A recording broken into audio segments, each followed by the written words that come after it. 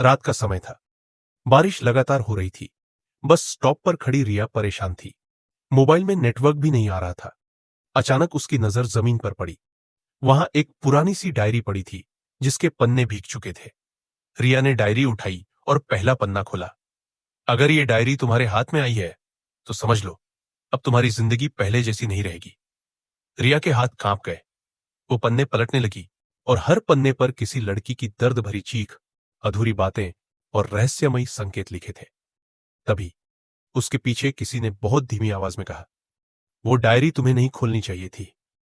रिया ने तुरंत पीछे मुड़कर देखा, लेकिन वहां कोई नहीं था। रिया घबराकर घर की ओर बढ़ने लगी। बारिश और तेज हो गई थी।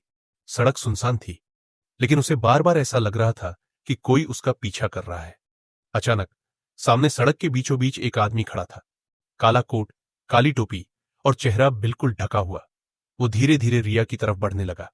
रिया हकलाते हुए बोली, तो तुम कौन हो? आदमी कुछ नहीं बोला।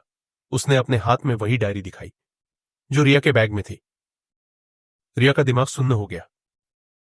तो फिर उसके पास जो डायरी है वो क्या है? तभी पीछे से किसी ने उसका हाथ पकड़कर खींचा और कहा, अगर जिंदा रहना चाहती हो तो मेरे साथ चलो। रिया ने मुड़कर देखा। एक जवान लड़का था। नाम अर्जुन।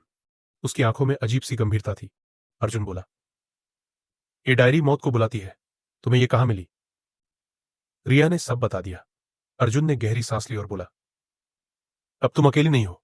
ये डायरी तुम्हें उनके निशाने पर ले आई है। रिया डरते हुए पूछी, किसके निशाने पर? अर्जुन उसकी आंखों में देखते हुए बोला, उन लोगों के जिन्होंने मेरी बहन को मार दिया। रिया घर आकर फिर से डायरी खोलती है। पहले पन्ने पर लिखा था, मेरा नाम नेहा है। अगर कोई ये पढ़ रहा है तो समझ लो मुझे मार दिया गया है। रिया का दिल तेज धड़कने लगा। तो ये डायरी किसी मर चुकी लड़की की है। लेकिन तभी खिड़की के पास एक परछाई दिखाई दी। रिया ने डरते डरते खिड़की खोली। वहां कोई नहीं था, लेकिन पीछे से किसी ने फुसफुसाकर कहा, मुझे बचा लो। रिया कांप गई। वो आवाज किसी लड़की की थी। तभी अर्जुन कमरे में घुसा और बोला, डरो मत, ये वही है, मेरी बहन नेहा। रिया ने हैरानी से पूछा, लेकिन नेहा तो मर चुकी है ना?